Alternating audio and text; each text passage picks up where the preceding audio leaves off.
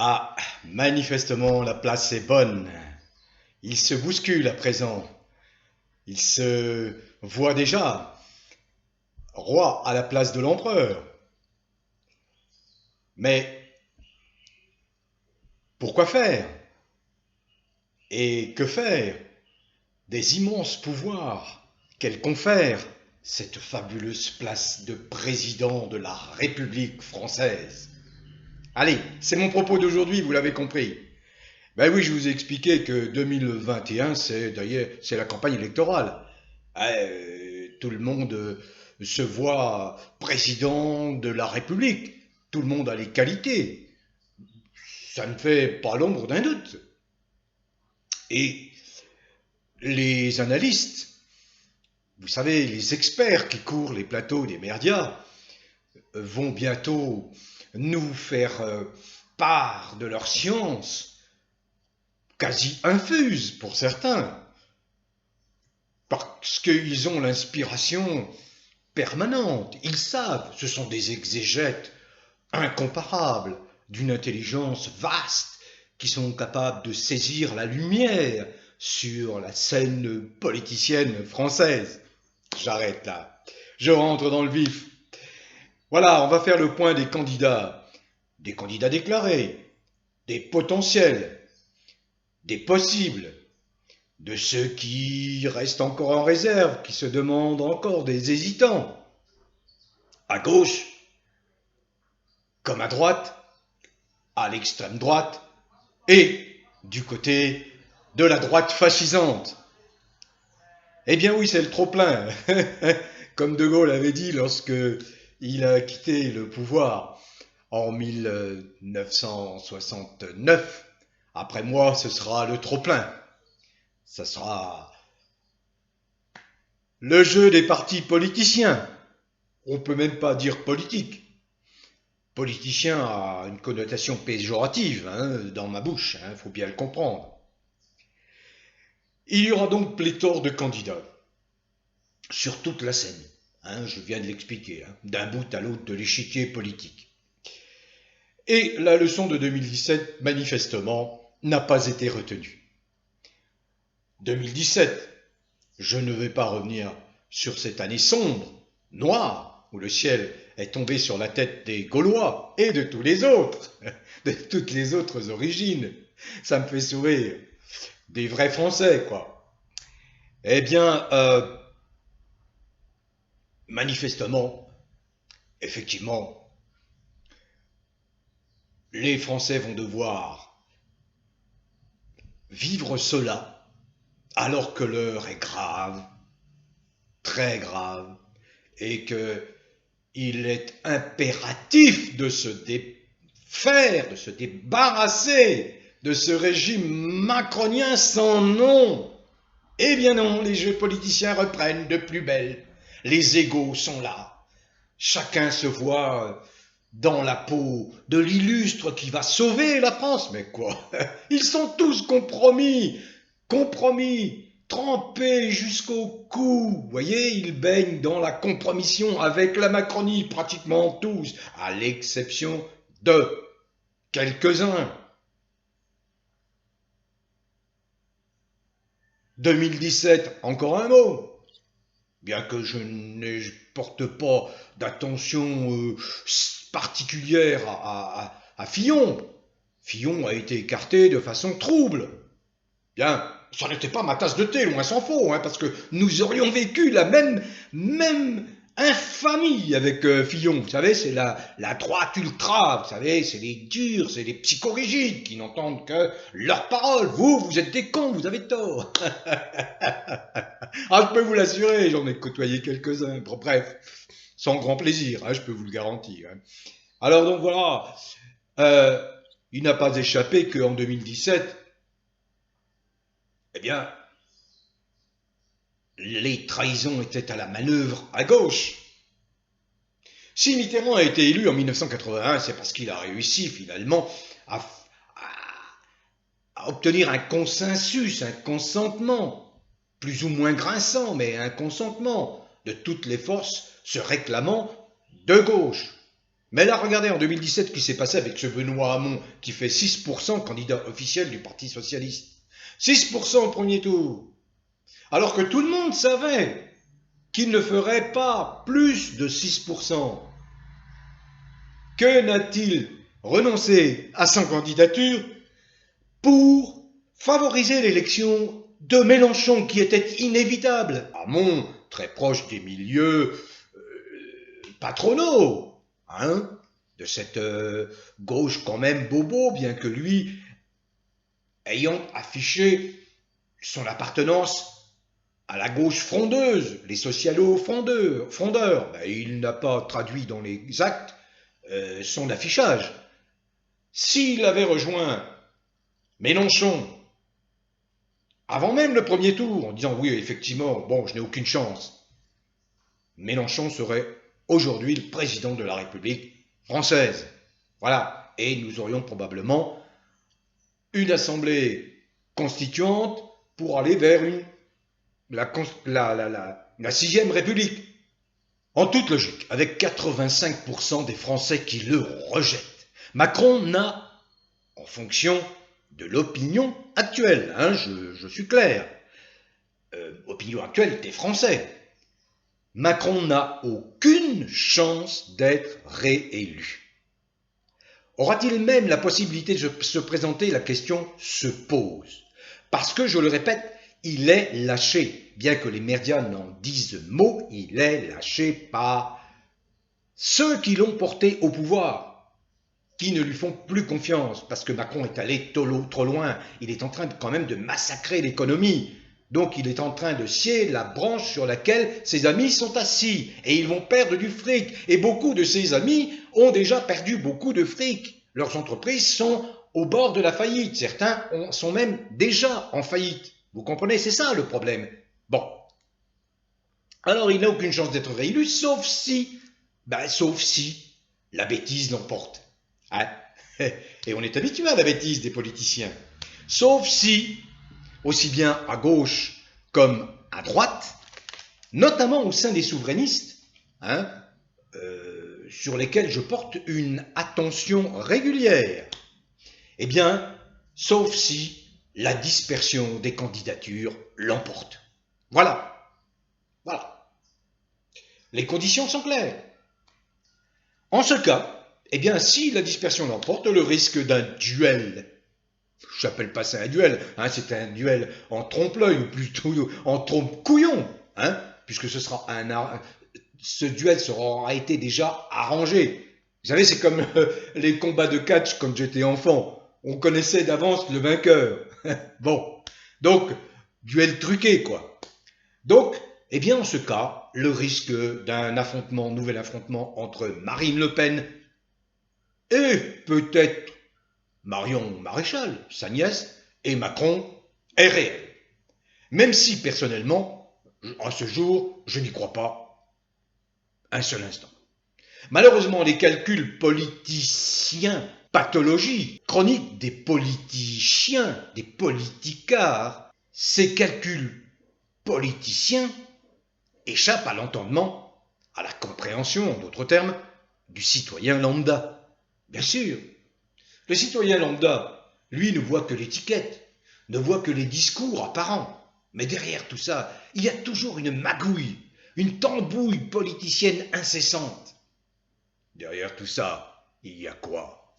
Il y a l'acquisition d'un maximum de leviers de pouvoir et puis de l'argent. Eh oui, parce que l'État finance la politique. Je ne dis pas que c'est une mauvaise chose, mais l'État, nous, les contribuables, nous finançons ces partis politiques. Alors ce qui paraît évident, c'est que d'une part, ces calculs obèrent, c'est-à-dire masquent, la nécessaire lucidité face à un problème majeur, je viens de l'évoquer, c'est-à-dire l'extrême nuisance du régime macronien qu'il faut impérativement éradiquer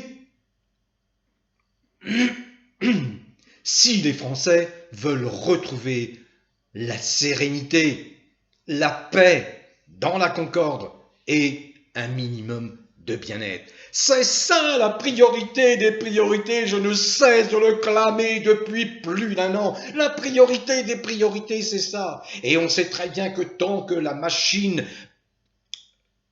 policière est aux mains de Macron, il n'est pas possible, sauf à détenir les mêmes armes, il n'est pas possible de renverser ce pouvoir par la force. On le sait bien.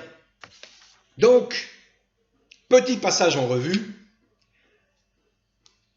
faisons l'état des lieux. Qui est candidat? À gauche, allez, à gauche. Jean-Luc Mélenchon est le premier à avoir déclaré sa candidature. Il a posé une condition immédiate, c'est d'avoir au minimum le soutien de 150 000 personnes. Il a largement dépassé ces 150 000, je ne sais pas, il est peut-être à 250 000 aujourd'hui, soutien. Mélenchon est clairement identifié et il a la faveur également de l'électorat globalement, des sympathisants de gauche. Il est clairement identifié pour ses positions humanistes, il est clairement identifié parce qu'il veut entreprendre un changement qui est nécessaire, un changement de république et redéfinir les pouvoirs. Il est également distant par rapport à l'Union européenne, il veut renégocier les traités. C'est là où il y a différence d'approche avec moi, qui suis plus proche de ce point de vue des souverainistes et qui prône plutôt le Frexit, c'est-à-dire la mise en œuvre de l'article 50 du traité de Lisbonne et dire adieu à cette Europe-là. Pas à l'Europe globalement, mais à cette Union européenne-là, qui ne repose pas sur une vraie légalité, puisque Sarkozy a bafoué la parole du peuple qui s'était exprimé en 2005, le 29 mai 2005, en rejetant le traité constitutionnel européen, voyant là la mainmise de l'argent, des puissances de l'argent sur l'Europe. Et là, de ce point de vue, je suis plus proche des souverainistes. Alors, apparition, parce que nous allons assister à beaucoup d'apparitions.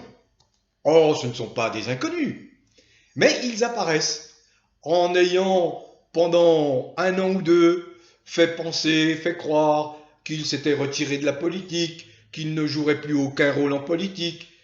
Bref, je veux parler d'Arnaud Montebourg. Il n'y a aucune antipathie de ma part vis-à-vis du personnage, je le trouve plutôt sémillant. Allez, sémillant dans le bon sens du terme, voyez, accessible,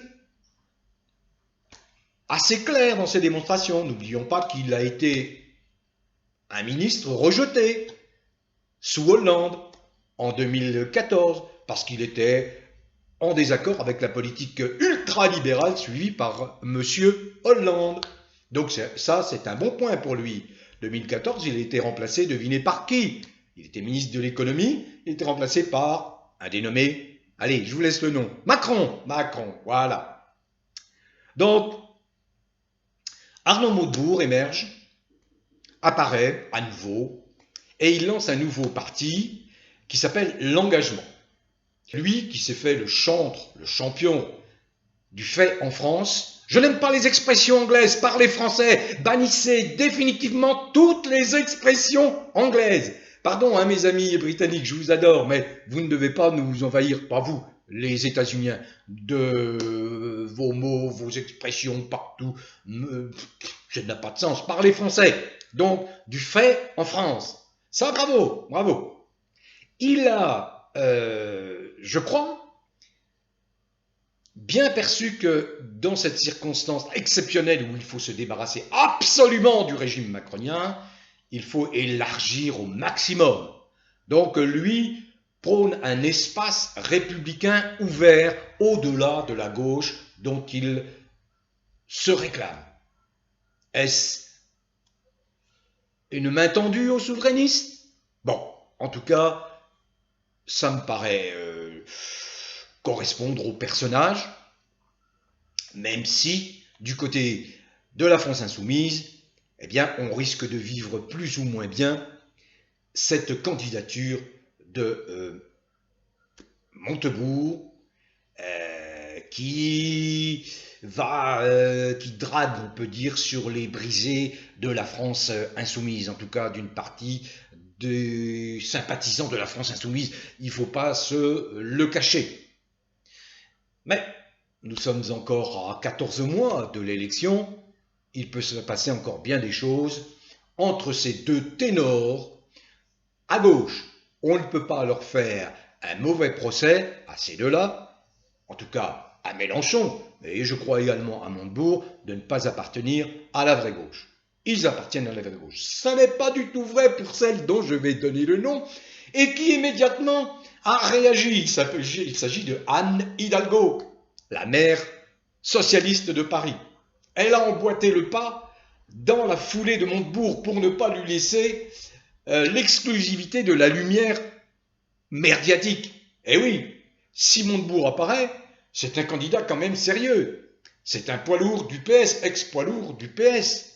Donc elle-même, voyez, Anne Hidalgo, très proche des thèses répressives du préfet allemand, hein, qu'elle flatte dans le sens du poil, vous voyez qui est le préfet allemand, hein, eh bien, a emboîté le pas à Montebourg et elle se met dans la lumière et elle-même manifeste des ambitions pour être présidente de la République de France.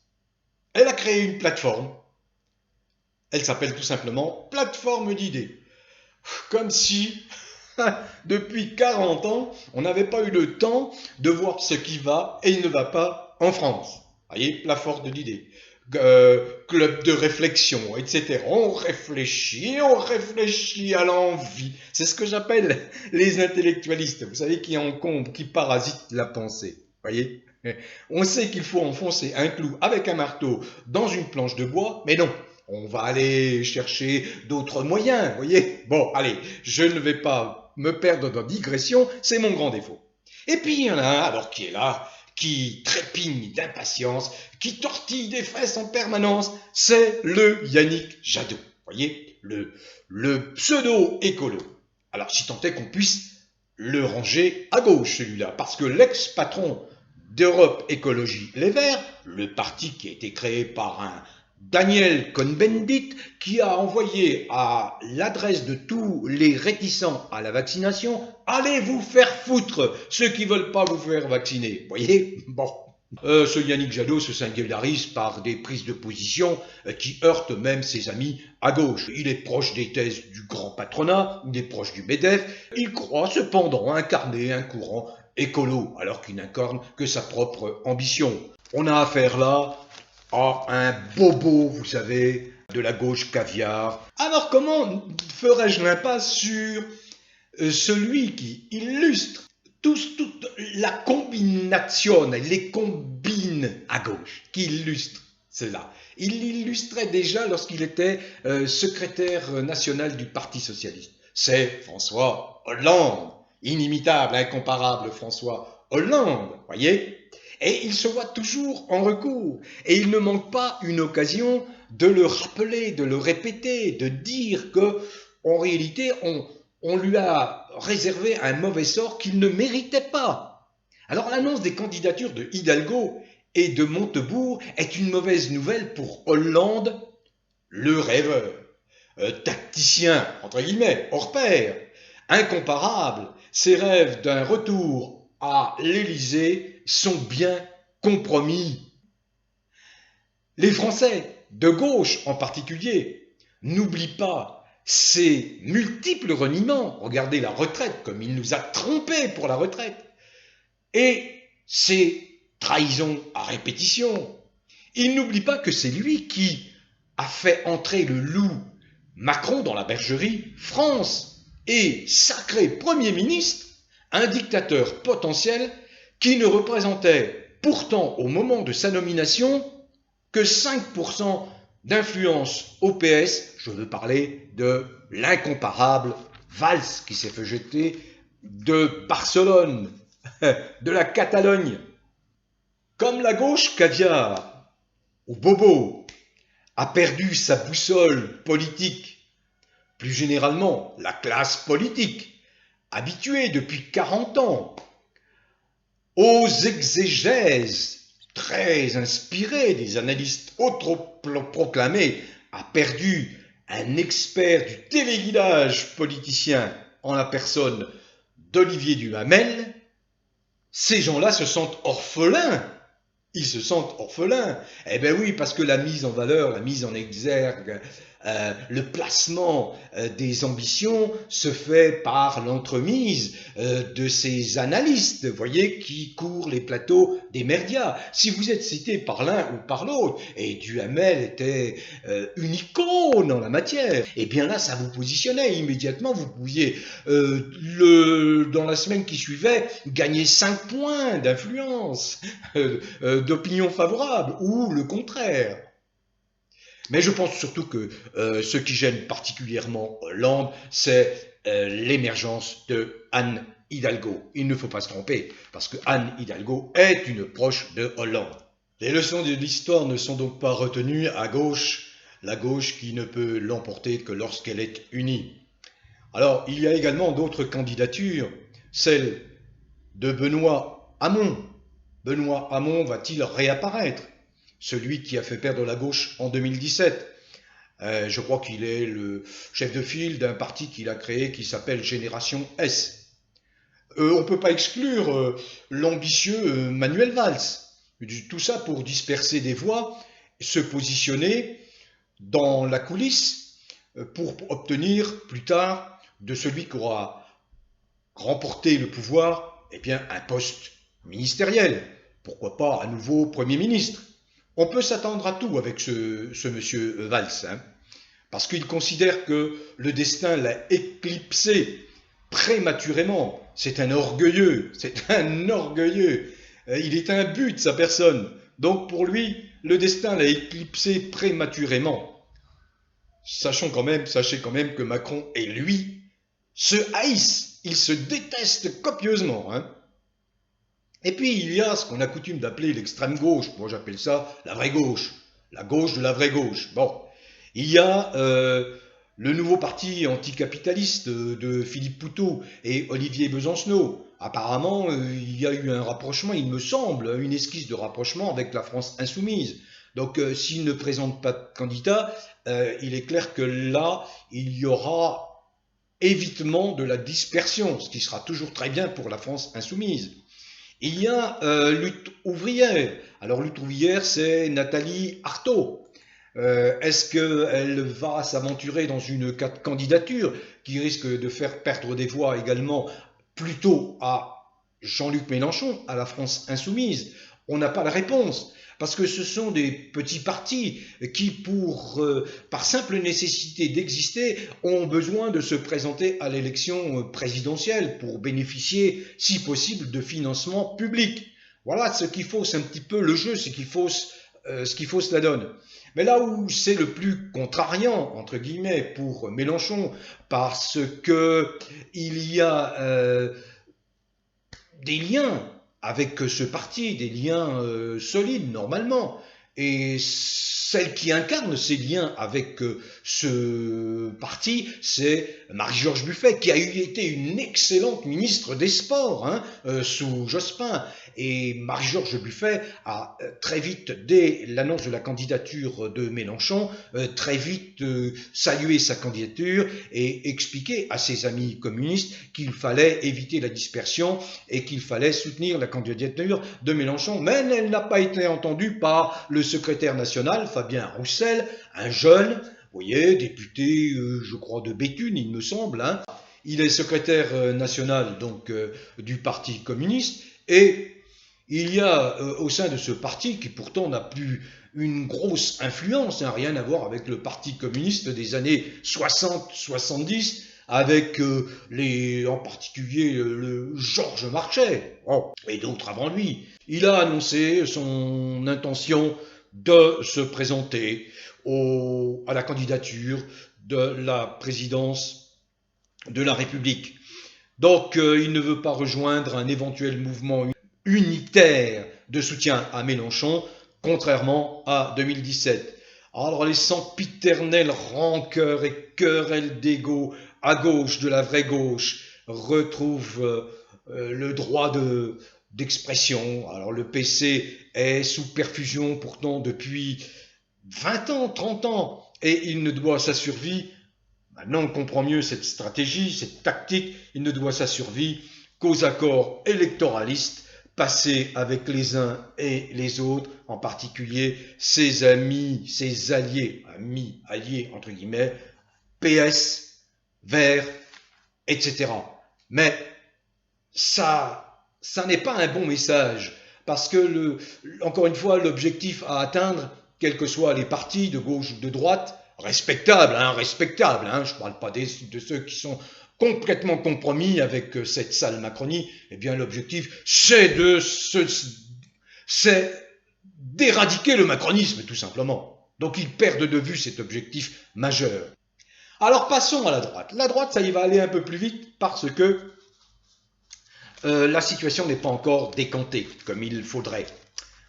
Alors, voilà, à droite, eh bien je vais commencer par Sarkozy. Parce que Sarkozy, bien qu'il ait actuellement affaire directement à la justice, puisqu'il est devant un tribunal correctionnel et que d'autres procès correctionnels l'attendent, eh bien il ne désespère pas. Parce que tant que son affaire n'est pas définitivement jugée, eh bien il aura toute la faculté de se présenter, d'agiter la droite. Et comme beaucoup à droite, en tout cas au sein des sympathisants, les républicains continuent à croire en sa bonne étoile, en la bonne étoile de Sarkozy, et l'identifie comme étant le sauveur. Oui, oui, oui, Napoléon sur notre talonnette est le sauveur pour un certain nombre de sympathisants, les républicains. Eh bien, il n'a pas perdu l'espoir de se présenter. Mais je n'y crois pas du tout, je n'y crois pas du tout. Et il y a également François Fillon. Les deux se détestent. Il y a une haine très forte entre ces deux-là, entre Fillon et Sarkozy. Mais lui également, Fillon, est emmêlé dans ses affaires, des affaires judiciaires. Bon. Alors il y a l'ex-premier ministre débarqué par Macron, Édouard Philippe. Alors il fait semblant de ne pas s'intéresser à l'élection présidentielle. Vous voyez, il a organisé sa retraite méditative, mais il apparaîtra, à mon avis, le moment venu.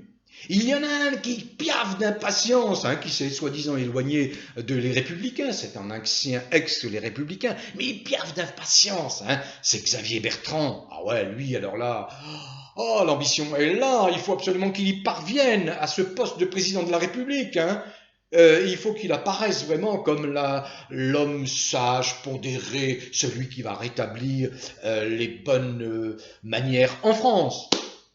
Voilà, il y a les agités parisiens ou parisiennes, Rachida Dati, dont les dents rayent le parquet des palais dorés de la République, tellement elle a envie de ce poste de président de la République. Il y a aussi son amie, entre guillemets, Valérie Pécresse, qui occupe des fonctions, je crois, présidente du conseil régional de la région Île-de-France. Voilà. Les principaux. Mais là, pour l'instant, on ne se bouscule pas trop encore dans cette droite non souverainiste, dans cette droite compromise pour une grande partie avec la Macronie, avec Macron. Il y a ensuite la droite souverainiste. François Asselineau, président de l'UPR, ostracisé par les médias aux ordres de Macron, a, semble-t-il, gagné en audience dans l'opinion française. Parce que, effectivement, c'est un monsieur qui est dans le didactique, qui explique bien les choses, et Dieu sait qu'actuellement, on a besoin, les Français, les vrais Français, ont besoin d'y voir clair, et de ne pas se contenter du son de cloche fielleux et malhonnête et malveillant et mensonger des médias macroniques. Il y a Dupont-Aignan, mais Dupont-Aignan, qui est président de Debout la France, fait face à une fronde interne, ce qui le fragilise, ce qui le décrédibilise un peu. Bon, attendons pour voir. Il y a enfin Florian Philippot, qui est, j'ose l'expression, un peu l'étoile montante des souverainistes, l'étoile montante. qui fait oublier son ancienne appartenance au Front National. Il est sur tous les fronts. Je dois dire que, apparemment, son audience auprès des Français semble grimper. Les trois, qui se sont déjà rencontrés, qui se sont à nouveau rencontrés, je crois, récemment, pourraient s'entendre sur une candidature unique. Seule façon, je le dis, de jouer un rôle dans cette compétition. Si on additionne les trois, l'influence des trois, c'est en gros aujourd'hui 10%, mais ça peut grimper, bien sûr. Enfin, je vais terminer par l'extrême droite. Oh, je ne veux pas en dire très long. C'est Marine Le Pen. Elle est identifiée. On sait qui est Marine Le Pen, qui est le Rassemblement national, quelles sont les valeurs défendues par le Front national, ou peut-être sa nièce, Marion Maréchal. Enfin, l'ultra-droite fasciste, bilan abominable, un désastre du jamais vu en France depuis la France pétainiste des années 40, début des années 40, bilan calamiteux, désastreux, sur tous les plans, bilan sur le plan humain, sur le plan social, sur le plan économique, massacre des services publics, en particulier des services de santé. Voilà, aucun actif, aucun point positif, quoi. C'est le désastre absolu. Le pouvoir entre les mains d'une minorité de déviants, de gens complètement déboussolés. C'est la répression sanglante contre les gilets jaunes, contre des manifestants, des manifestations incessantes qui n'ont jamais cessé en 3 ans et demi. Des milliers de morts dus au Rivotril injecté sur ordre de Macron dans les EHPAD, des milliers de morts du fait de l'interdiction de soigner avec l'hydroxychloroquine associée à l'azithromycine préconisée par le professeur Raoult, remède, soin reconnu mondialement, donc ce qui a provoqué la mort de milliers de morts en France, parce que Macron a interdit le soin à base de chloroquine, des emprisonnements arbitraires, comme dans les pires dictatures, comme sous Staline, comme en Union soviétique, comme sous Pinochet, comme sous Franco, comme sous Mussolini, comme sous Ceausescu en Roumanie, comme sous toutes les pires dictatures, il faut appeler ça par son nom, des emprisonnements arbitraires avec la complicité d'une partie de la justice qui ne devrait pas être fière d'être entrée dans ce jeu horrible, emprisonnement arbitraire, totalement illégaux au regard des droits fondamentaux de l'homme, des milliers de blessés, des mutilés. Je lisais un article dans le Figaro, qui commençait à s'alarmer, à alerter sur la multiplication des dépressions nerveuses en France. Vous imaginez, le pays des Lumières, le pays de la bonne bouffe, enfin du bien-être, des chamailleries, de la joie de vivre, voyez, de la dépression nerveuse. C'est le candidat exclusif des déviants de toutes sortes, qui ne pense qu'à lui, le candidat exclusif des possédants. Il ne représente absolument aucun intérêt pour la France et les Français, et il faut l'empêcher le plus rapidement de nuire. Et si nous ne parvenons pas à l'empêcher rapidement, eh bien, au moment il faut tout faire jusqu'à l'arrivée de cette élection présidentielle pour qu'il ne puisse pas se présenter, et si, par malheur, il aurait la possibilité de se présenter, tout faire pour qu'il échoue lamentablement. Gardons tous, depuis que vous m'entendez, gardons tous un seul objectif. Motiver, sensibiliser tous les politiciens que vous connaissez, quel que soit leur rang, leur niveau, que ce soit le conseiller municipal, le maire, un conseiller départemental, un conseiller régional, un député, etc. Sensibilisez-les, quelles que soient vos appartenances politique. Sensibilisez-les. L'objectif à atteindre, c'est d'éradiquer Macron. Nous ne pouvons pas prendre le risque que certains pays ont pris en certaines époques en laissant arriver au pouvoir des fous, des cinglés. Je fais allusion là à l'Allemagne. L'Allemagne qui a laissé émerger le nazisme en 1933, au moment où le président Hindenburg devait nommer un chancelier, eh bien, la droite, les riches, les possédants allemands ont influencé, ont joué de tout leur poids pour que Hindenburg nomme Hitler chancelier. Ils pensaient à ce moment-là que Hitler était un pantin, qu'ils allaient pouvoir le manipuler. Ça n'a pas été le cas. Alors ne prenons aucun risque. Ne prenons aucun risque, j'insiste. Voyez, ne prenons aucun risque. Voilà. Bon vent à tous les vrais Français, quelles que soient vos origines, quelle que soit la couleur de peau, votre peau, quelle que soit la couleur de votre peau, quelles que soient vos croyances religieuses, quelles que soient vos convictions politiques, dès lors que vous êtes des êtres humains ouverts d'esprit, tolérants, acceptant le point de vue des autres. Voyez, nul ne détient la vérité. Il y a plusieurs vérités. Voilà. Bon. Cultivez le bien-être qui est gage de bonne santé. N'arrêtez pas un seul instant.